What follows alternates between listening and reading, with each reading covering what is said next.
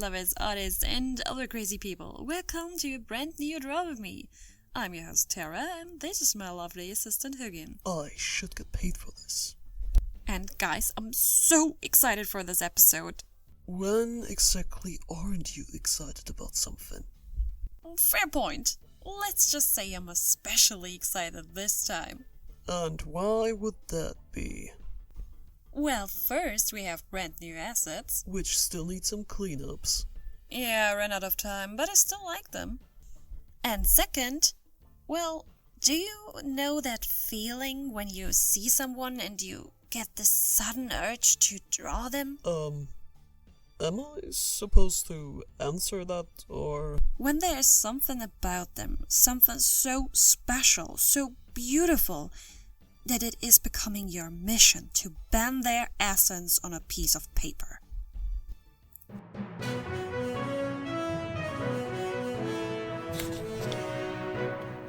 We're interrupting this program for some breaking news.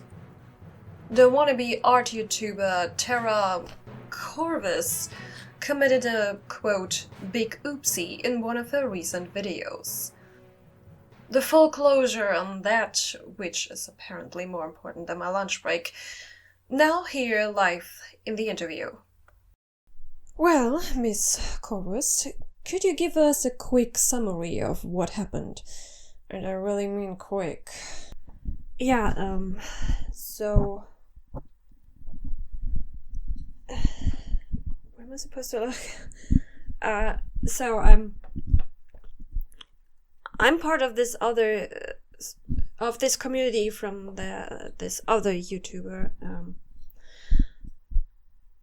and there was this other member of the community who also had a tiny channel of her own, and I always wanted to draw her, so I did.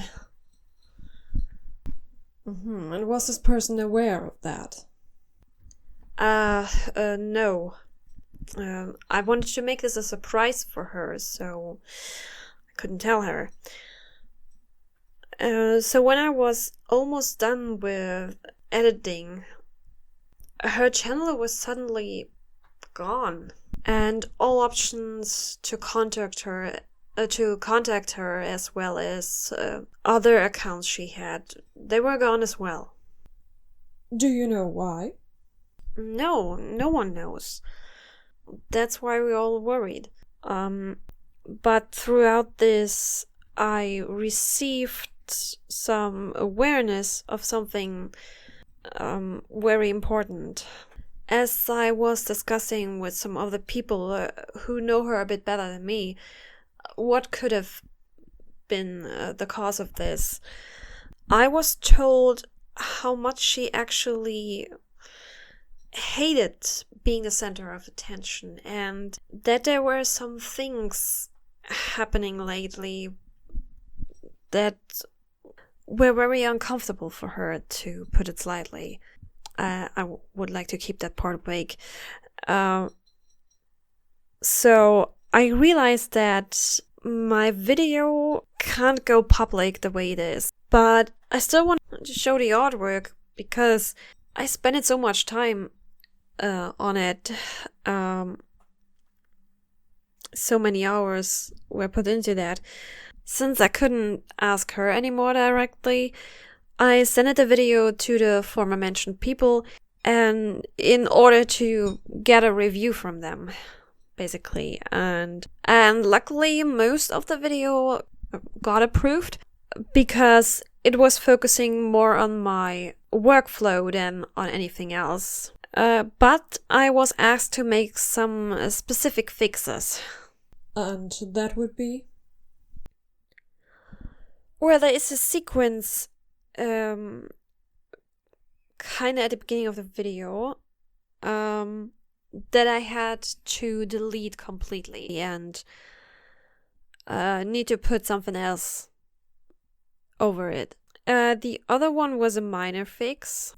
I was asked to not say her name anymore, but for some time management reasons, I decided to not record the whole voiceover again because that would have just taken too long. So instead, I decided to just simply censor her name. So always when I was actually saying her name, there is now a little crow scream added on top of that. So people can't hear the name anymore.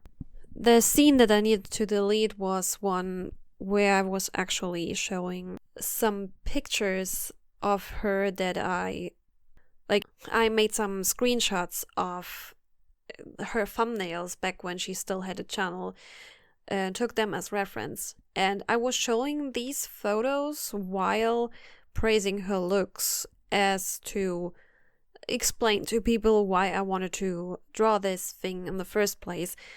And then I realized this is probably, or would be probably really uncomfortable for her if she would ever see that.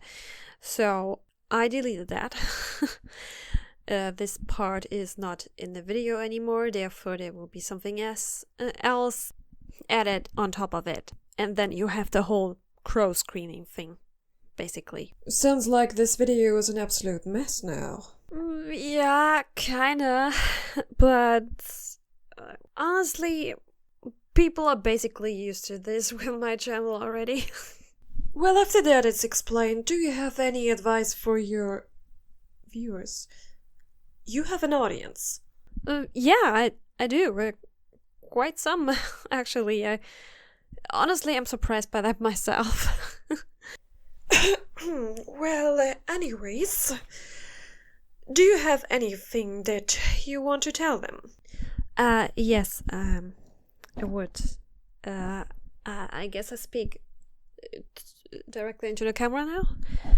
So, I know that some of you already know the person that I'm drawing and also still remember how she actually looks like. But I would like to advise you to not mention her name in the comments, and please don't say things like, you know, how close or how far I am from her actual look. It is really important that you don't give anyone in the comment section who doesn't know her any kind of clues or hints on how she looks like in real life.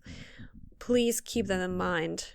So nothing like, oh, the nose needs to be a bit more like this, or the lips need to be a bit more like this, or wow, this part of the face looks exactly like her.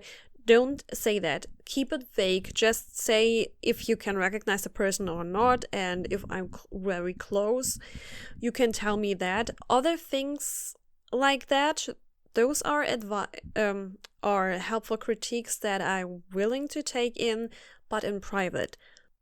Don't tell it on the public comment section. And again, also don't say her name. Please remember that I'm not showing the photos anymore for a reason. And you might want to ask right now, but Tara, the portrait you do is in realism. Isn't that already enough to recognize her on the streets? And for that I have to say, no, it's actually not working like that. First of all, should a new studio be exposed to natural sunlight? Anyways, first of all, I did take some creative liberties with the way I drew her for the sake of the artwork itself. Second, I'm not 100% perfect copy machine. I'm a human, I'm flawed. I'm not a photo camera, so whatever I draw will have some minor little flaws in it. So it will never be 100% perfect, accurate representation of reality. There will always be a little twist to it on how I receive it on my end with my eyes and how far my skill level actually even is. So this portrait is much more meant to capture the essence of the person than her look in an absolute perfect manner. So please keep that in mind and please behave in the comments like I advise you to. In case you decide to ignore that, I will have to delete your comment. So yeah, please be mindful of that. Like I said, the portrait alone will not help anyone who doesn't know her already to recognize her down on a street anywhere in public. It's not how that works, and again, I took some creative liberties here. But still, yeah. Be respectful, be mindful, and I guess this is enough of the rambling, and I give this back to you, I think. I hope it wasn't too close. This has been breaking news. I am going to have my lunch break now, and we will continue with the rest of the actual program. Please enjoy. So we delved into the why for a bit. Let's get into the how. Step 1 was getting familiar with the facial structure by doing a bunch of studies. I haven't recorded that part, but here are they for you. With this artwork, I faced one particular issue right away: finding good references. Since this was meant to be a surprise, I couldn't openly ask for some photos of her. And she doesn't seem to have any kind of account where she posts pictures of herself, so all there was for me to work with were the thumbnails of her YouTube channel and the channel icon. And in these images, a lot of her face is hidden in shadows, so it was kinda hard for me to figure out things like how far the cheekbones stand out or how visible the bridge of the eyebrows is. So I really hope that I managed to get it right. Your opinion is especially interesting here. By the way, if you like the end result and want to have it, just tell me. Like I already mentioned, it's a gift. So, let's see, what part should I explain next? The sketch phase. Right, thanks again. What would I do without you? Probably forgetting how to breathe. What? Nothing. Well, anyways, step number 2 was sketching. I used a ton of layers to get the sketch right, and yes, you heard correct, layers. And no, it's not digital art. Meet my beloved light board. This thing really became a lifesaver for me. Before it was in my possession, I always just started at a good paper right away. Since there's always the need to erase a lot of my first attempts, having quite some trials and errors, I sometimes ended up ruining the paper so much that it became unusable. Which meant having wasted a sheet of the more expensive paper that I don't have that many to begin with. But now my first attempts can be done on cheap printer paper, where changes will be made until I think it's a good foundation, trace it to the next sheet to bring in more details, do more fixes, and repeat the tracing as much as needed. And only if I feel good enough about the result it will get traced onto the good paper. What was also helpful was getting some critiques from other artists, and to ask some of the people who know how her looks like if they think that I got her right. And then, many layers later, I at last gathered the courage to transfer the sketch onto the final sheet. For this portrait, I used the brand Hammer, and yes, this particular line of paper is really named that way, you didn't hallucinate. I don't know why it has the same name like a very famous brand of, adult protection things, but that's the way it is, it seems. The name doesn't really change the fact, though, that I really love to work with this paper. The white is not too pure, it has a slight tint to it.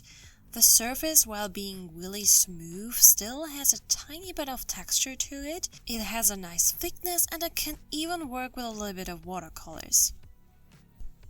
That's why it's one of my go-to papers for illustrations like this.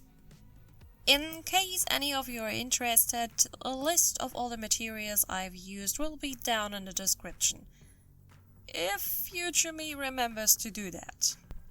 Oh, wait, what are you doing there? This is not the same picture. You're right, I was running some tests here. My goal was to create the most realistic looking fire possible.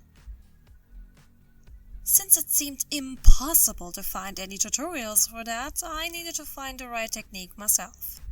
For that, I used all my color pencil brands, my FarberCastell watercolors, and this tiny pocket of Schminke watercolors that I had lying around for ages now and was super excited to finally test out. I couldn't achieve photorealism, but a dark background definitely helps with a more realistic look. So after getting something that was okay for me, I went over to the next step, and also the most fun part, the coloring process. Starting with a base layer in a sepia tone, this is where I define how the lighting situation will be. After that, I can go over it with other colors, applying multiple layers to achieve the most realistic look. I recorded all the strokes of the coloring process. Well, minus the parts where my camera stopped recording and I didn't recognize it. But it's not a lot that's missing. So if any of you are interested in viewing the entire process in real time, you can get that in my coffee shop for a very small price. I saw a lot of artists doing this kind of thing and hear that it helps some people to learn, so why not? It's a try. If you end up purchasing it, please let me know if it was helpful and what I could improve on. Enough with the advertisement already. Why in Odin's name did you draw her as a devil, and what's with that voodoo doll in her hand? Oh, yeah, that's German horror guy. Excuse me? Yes, now we got into the segue where I explain insider things about a community that approximately half of my audience doesn't know about, because they're not German, and the other half will already know. That sounds stupid. That's my channel, baby. So, this is part of the community from German Horror Guy, or short GHG. But she doesn't just watch his videos, she is one of his streaming moderators. And because these two know the other person for quite some time already, they like to mock each other, like an old married couple. That's why Hori eventually started referring to her as his mod from hell. So the idea was to depict her as that while holding a voodoo doll of GHG in her hand and confidently smirking into the camera. I love to bring in some fantasy elements into a realistic portrait. This concept turned out to be a lot of fun for me. So if some of you are interested in a portrait of yourself as a demon, magician, or whatever, I offer that as a commission now. And we're back to another advertisement. Hey, I have to pay for health insurance now. Be a bit more patient with me here. I'm always patient with you. A lot. I bet not as much as I was with this background. I mean, the fire was fun, but oh boy, the black part was taking forever. As far as I remember, it just took you 2 days. I mean, it felt like forever, okay? Do you know how annoying it is to cover that much with the same color? Plus, the shocking realization hit me that I'm running out of black. So all my black color pencils were so short already that they were really uncomfortable to hold. But I managed to get it done. At this point, it still needed some smoothing, but a break from this part was needed. So let's return to the horns in order to make them look a bit more 3D and add some color to the frame part. As I started with this image, the thought appeared that it would be better to have a bit more than just the flames in the background. Because, like I said, coloring big blank spaces is a pain in the butt. So the idea came to my mind to give the paper some burnt edges. Later though, I realized something. If this is supposed to be the burnt edge of the paper, what color should the outside part have in order to make the illusion complete? I thought of just black, but then remembered that the plan was to make the background behind the fire black already, in order to have a stronger contrast. So I decided that the paper is actually getting burned from the inside. What also makes sense, because there's fire in the artwork. And I think that makes for a pretty cool little story. Imagine that there is this random piece of paper lying around on your desk, and suddenly it starts to catch fire out of nowhere, and the parts of the sheet that burn away reveal another world, and this demon girl is coming out of it. Or maybe someone did write a spell on the paper and that opened the flame portal. Just ignore that I drew the edges in the wrong direction because of my first intention. Most of them look like they're right. But at some places you can see that I first wanted to have them burned from the outside. So as every artist does when they finish a piece, it's time for me to look at it with an objective but critical view and try to find out what I could do different next time. And that part definitely is something I would change. Another one would be the placement of the horns. There were a lot of changes in the sketching phase, but it still looks a bit wonky in my opinion. Also, when I was working on all the details, there was a little smudge accident on the face. I tried to fix it, but you can still see it a bit, and I'm so sorry for that. Luckily, that wasn't a commission that someone has given me their hard-earned money for. I would die inside if something like this would happen with a client's work. But because this was not expected by the other person and they didn't pay their precious money for it, it felt a bit more forgivable. And making mistakes belongs to making art. I still feel a bit bad about it though, so I hope you like it anyways.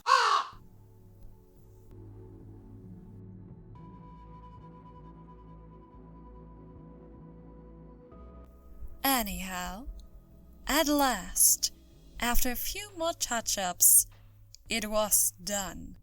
Does that mean that this video is finally over? Almost. There's still one thing missing. You guys deserve an epic reveal, and here it is. Showtime, baby!